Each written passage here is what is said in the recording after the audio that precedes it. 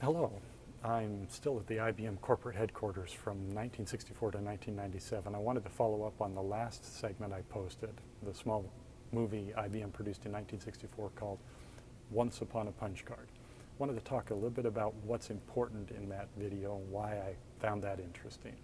One thing that I think is interesting in that video is the description of the reports that could have been produced from a punch card system. Those categories of reports are things that I still find organizations find extremely valuable and important for the control of businesses today.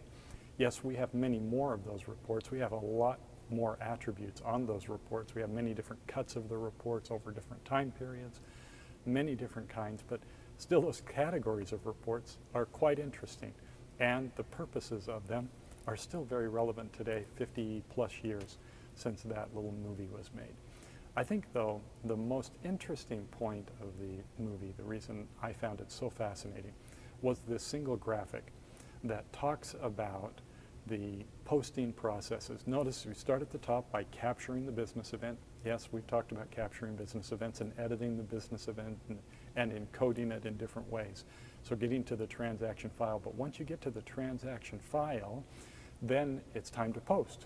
And what does posting mean? Well, in this historical vignette, what it meant was that you had a tray of cards that were keyed by a common value. It was sorted in order. You used the sorting machine to sort those cards in the same order as the master file. You had another tray that had a set of cards that were all the historical balances, and you sorted and maintained that tray of cards with the historical balances from yesterday or last month, whatever the posting period was. And then you would read those, you'd load those two card trays to be read simultaneously. As they were read simultaneously by the card readers, it would accumulate the transactions for whatever the period was since you'd last posted transactions, and it would take the master file record for that same key, whatever that was, if it was customer or account or whatever, and it would add those together, and it would write a new master record. It would create a new master file that was the updated posted file from for that posting period. Notice, though, how many of these posting processes we have going on. At the bottom of the picture, notice that there are many different posting processes. And why is that? Because the reports we were producing were many different reports that came off of those transaction files. And what were the things that went in between those posting files? You guessed it.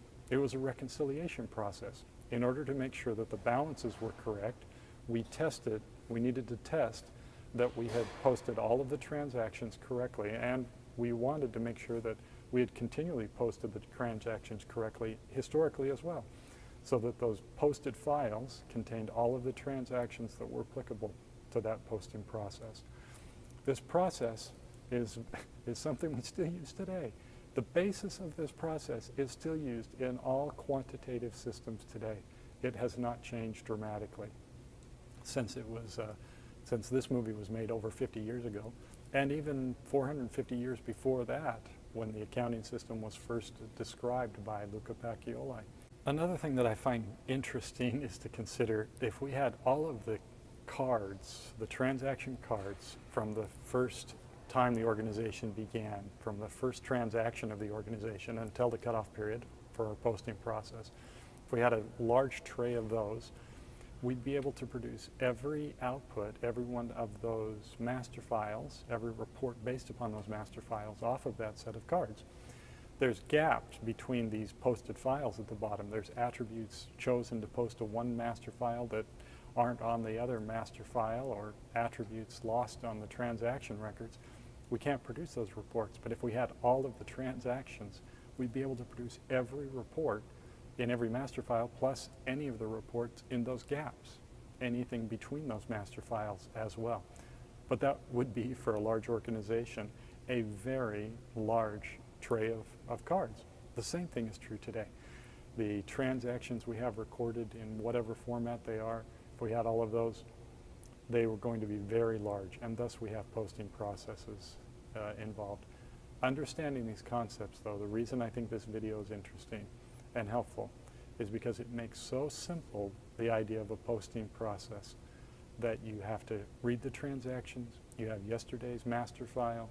If on the first day you didn't have a master file, it would have posted the balances to begin with, and you created a new master file with another set of tray of cards against that. These processes are going on and on and on, and we use them all over in organizations today. We've never considered the idea of scaling the posting process, creating a larger, more detailed file at the bottom of this chart, and using that larger, more detailed file to produce many more outputs off of it. And the benefits and impact of doing so, what would it be?